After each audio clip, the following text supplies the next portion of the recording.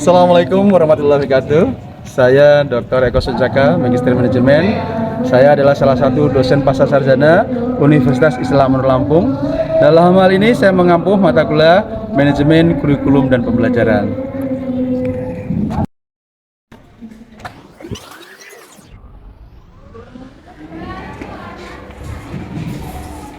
Bismillahirrahmanirrahim. Assalamualaikum warahmatullahi wabarakatuh. Waalaikumsalam warahmatullahi wabarakatuh. Alhamdulillahirrahmanirrahim. Pada sore hari ini kita masih dipertemukan di majelis ilmu di Universitas Islam Nur Lampung. Pada hari ini kita akan belajar manajemen kurikulum dan pembelajaran.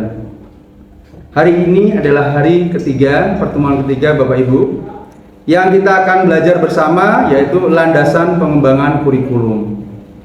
Namun sebelum kita masuk dalam pengembangan kurikulum, pada tema kedua kita belajar tentang dasar dan tujuan manajemen kurikulum. Bapak Ibu masih ingat tentang manajemen? Masih. Apa coba manajemen? Sampai bisa? Ayo. Sama-sama. Najib. Mas Najib, Masya Allah. Ayo Mas Najib, silakan Mas. Manajemen adalah proses pengorganisasian, pengaturan, pengelola sumber daya manusia sampai dengan pengendalian agar bisa mencapai tujuan dari suatu kegiatan. Alhamdulillah. Masih pertemuan kemarin masih diterima dengan baik tentang manajemen. Ayo, sekarang tentang kurikulum. Siapa yang tahu kurikulum?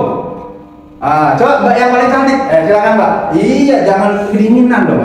Masa belajar mentang-mentang udah sore kita udah kedinginan. Ayo, apa coba kurikulum? Kurikulum adalah perangkat mata pelajaran dan program pendidikan yang diberikan oleh suatu lembaga. Oleh suatu lembaga pendidikan. Alhamdulillah. Ayo, sekarang siapa yang tahu tentang dasar kurikulum? Saya. Silakan, Mbak Ibu ya. Mbak, Masya Allah. Silakan Mbak, dasarnya apa? Dasar kurikulum merupakan alat untuk mencapai tujuan pendidikan sekaligus sebagai pedoman dalam pelaksanaan pembelajaran. Pada semua jenis pendidikan, mau S1, S2, S3, ataupun dari SMA, SMP, itu dari semua jenis jenjang pendidikan. Yang tahu tujuannya, ayo siapa? Yuk coba Mbak yang pakai itu.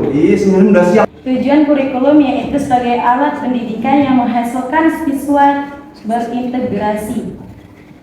Tujuan kurikulum adalah Sebagai alat pendidikan yang menghasilkan siswa berintegrasi. Iya, tujuan kurikulum adalah sebagai alat pendidikan untuk menghasilkan siswa yang berintegrasi.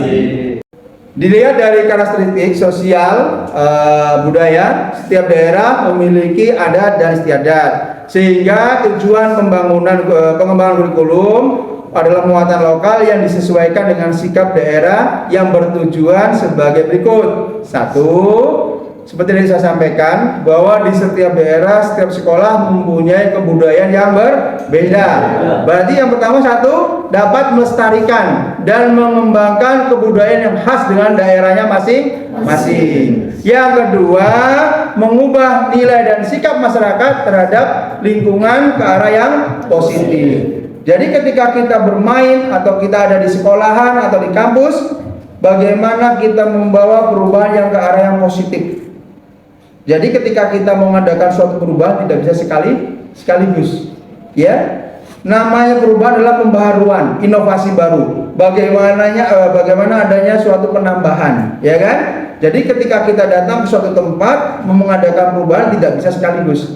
Harus bisa dengan mengadakan pengembangan apa nih yang kurang. Kita tambahkan dulu baru kita mengadakan suatu perubahan, ya.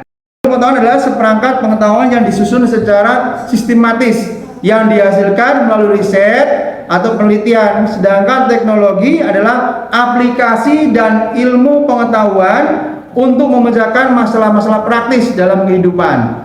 Ilmu dan teknologi tidak bisa dipisahkan. Bapak Ibu, dalam pembelajaran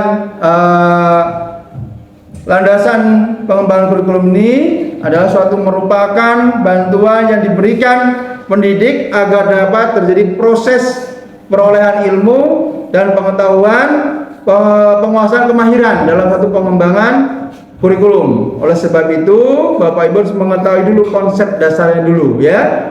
Kurikulum itu apa? Dasar itu apa? Tujuannya itu apa? Nah, kalau Bapak Ibu sudah paham, dalam pengembangan kurikulum itu jelas tadi ada 4 yang saya sampaikan. Pertama adalah landasan filosofis, landasan psikologis, dan landasan sosial budaya, dan landasan ilmu dan teknologi. Nah, di akhir ini Bapak Ibu sudah tadi kita sama-sama melihat dan menayangkan ini.